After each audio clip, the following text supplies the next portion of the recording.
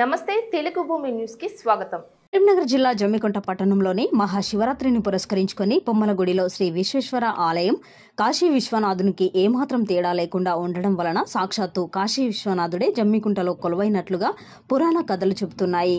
శ్రీ విశ్వేశ్వర స్వామి దేవాలయం బొమ్మలగుడి ఆలయం ట్రస్టీలైన కొండూరు కుటుంబ సభ్యులు కొండూరు రాజ్ కుమార్, కొండూరు దుర్గా ప్రసాద్ వారి కుటుంబ సభ్యులు మాట్లాడుతూ కోవెల గోపురంపై తపస్సు చేసే దేవతామూర్తులు, రాక్షసులు చేసే క్షీరసాగర మదనం శివ పురాణాన్ని తెలపడం, ఇలా 226 విగ్రహాలతో పాటు కాశీ నుంచి తీసుకొచ్చి ప్రతిష్ఠించిన లింగేశ్వరుడు, ఇవి 1939లో జమ్మికుంటలో నిర్మించిన శ్రీ విశ్వేశ్వర స్వామి ఆలయ విశేషాలు.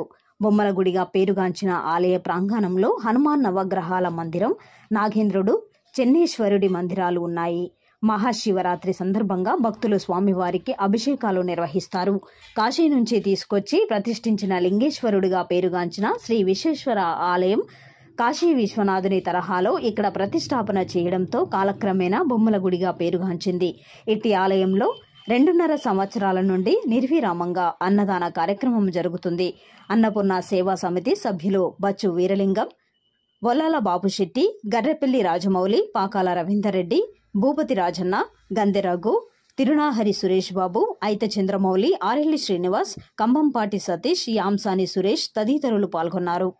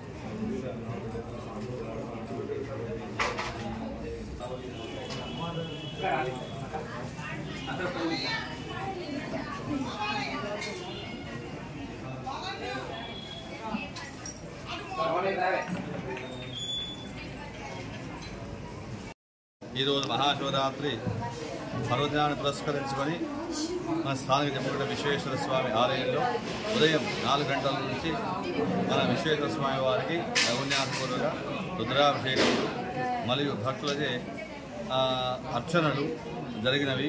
మరియు ఇంతవరకు సాయంత్రం మళ్ళీ 5:35 నుంచి 5:30 నుంచి 9 గంటల వరకు మహాలింగార్చన భక్తులచే నిర్వహించబడును.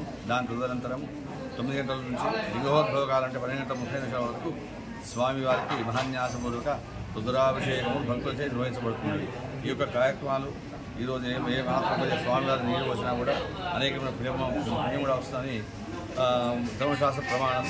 ఈ విధంగా స్వామివారి ప్రతి సంవత్సరం కూడా ఇలానే జరుగుతుంది.